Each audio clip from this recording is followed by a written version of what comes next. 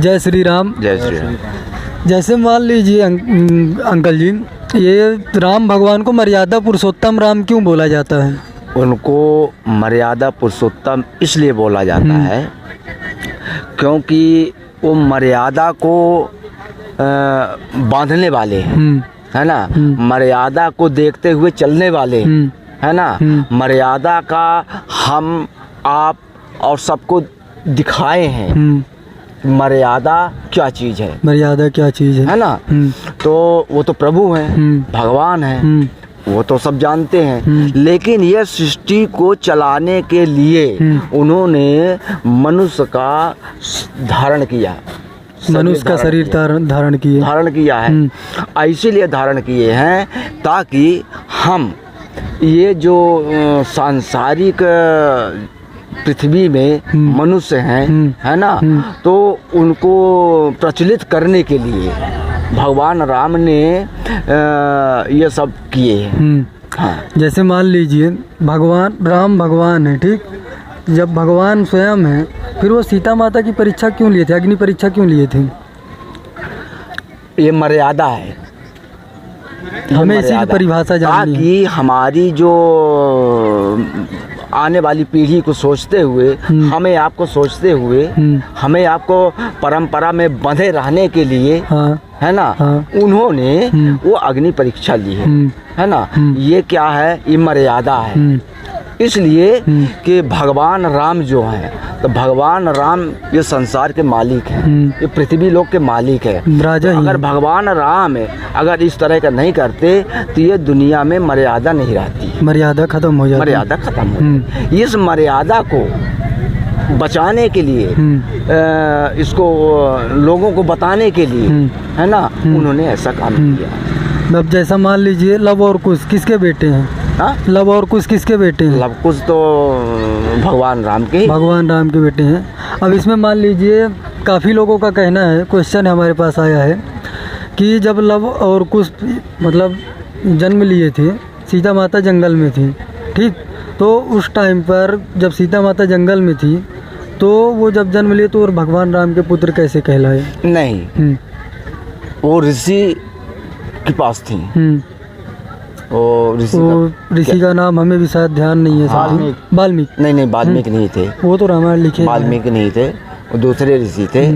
तो वो वाल्मीकि, वो ऋषि जी उनको जब जंगल में लक्ष्मण जी छोड़ दिए थे, है ना, तो ऋषि को सीता माता मिली, है ना। तो ऋषि जी जो हैं, तो वो निवेदन करी हैं, माता सीता निवेदन करी हैं, या ऋषि जी निवेदन किए कि भाई तुम जो है तो हमारे आश्रम चलो, आश्रम में और आश्रम में रहो। तो उन्होंने बोला कि अपना कुछ शर्त था, शर्त रखी है कि ऐसा ऐसा हमारा कुछ शर्त है। बोले ठीक है ना। तो उस शर्त के अनुसार माता सीता जो है वो ऋषि ले आकर के अपने आश्रम में रखे।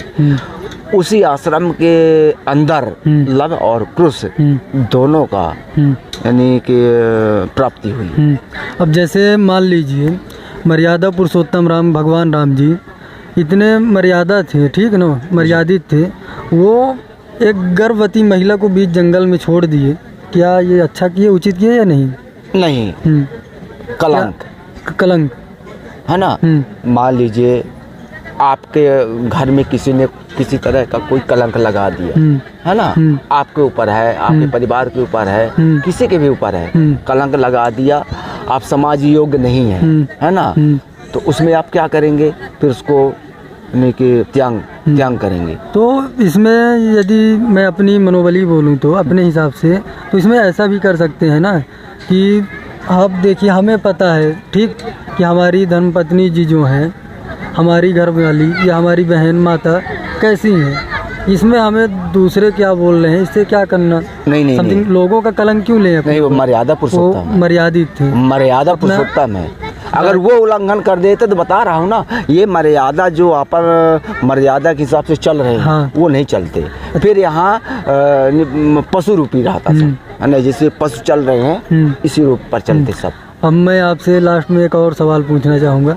यदि हमारे यूथ जो आज के कलयुग के जो हमारे यूथ है, नई युवा पीढ़ी, तो उनको आप क्या मैसेज देना चाहेंगे? इनको तो मैं ये कहता हूँ कि अपने सनातन धर्म को अपनाते हुए, समझते हुए और उसको करते हुए स्वयं को बनिए और दूसरे को भी ज्ञान दीजिए, दूसरे को भी आप कहिए, दूसरे को भी समझाइए कि बेटा भैया अगर सनातन में रहोगे तो फायदे में रहोगे। सही बात है ना। और सनातन के छोड़ के चलोगे तो फिर तुम्हारा कल्याण नहीं होगा। हिंदुस्तान में ठिकाना ही नहीं, क्योंकि वो हिंदू राष्ट्र है हिंदुस्तान, है ना। जय श्री राम अंकल जी, आपसे मिलकर हमें बहुत अच्छा लगा। बस ऐसे ही मिलते रहिएगा। सीताराम। सीताराम। ठीक है।